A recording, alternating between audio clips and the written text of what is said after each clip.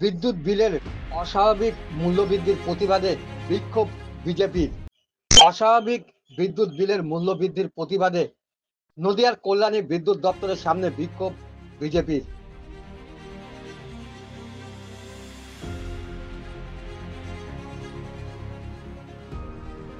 নদিয়ার কল্যাণী বিদ্যুৎ দপ্তরের সামনে অবস্থান বিক্ষোভ কর্মসূচি পালন করলো বিজেপি কর্মী ও নেতৃত্বরা।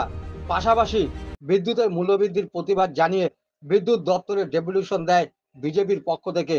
এদিন এই বিক্ষোভ কর্মসূচিতে উপস্থিত ছিলেন বিজেপির রাজ্য মহিলা সদস্যা দীপা বিশ্বাস, বনগাঁ সাংগঠনিক জেলা সভাপতি দেবদাস মণ্ডল, কল্যাণী মণ্ডল সভাপতি সুখদেব মাইতি সহ একাধিক নেতৃত্ব।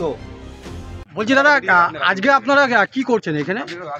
দেখুন, বিদ্যুতের যে পরিমাণে বিল আসছে, একটা এলইডি লাইট জ্বলে, একটা ফ্যান চলে হয়তো গরিব মানুষের 3000, 3500, 4000 টাকা বিল আসছে। তার প্রতিবাদে আজকে আমাদের এই ধর্ণা মঞ্চ, আমাদের এই প্রতিবাদ সভা।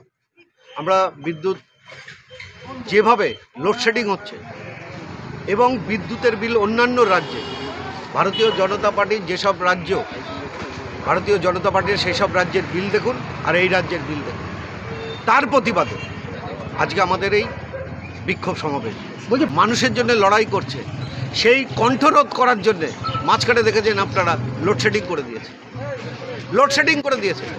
কারণ তারা চায় না যে বাংলার মানুষ জানুক যে তৃণমূলের বন্ড 150 কোটি টাকা, 200 কোটি টাকা এই সঞ্জীব গোয়েঙ্কা ইলেকট্রিকের থেকে ইলেকশনের আগে 150-200 কোটি টাকা বন্ড দিচ্ছে, টাকা দিচ্ছে, চাঁদা দিচ্ছে।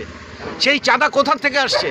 ইলেকট্রিক সাপ্লাই বা ইলেকট্রিকের যে মালিক সঞ্জীব গোয়েঙ্কা কোথা থেকে পাচ্ছে? এই মানুষের মাথার উপরে, মানুষের পরিবারের উপরে বিল চাপিয়ে দিচ্ছে, এই দুর্নীতি বিল। সেই বিল চাপিয়ে দিয়ে সেই সব টাকা তুলে তাদেরকে দিচ্ছে। তার প্রতিবাদে আজকে আমরা এখানে ডেপুটেশন দেবো।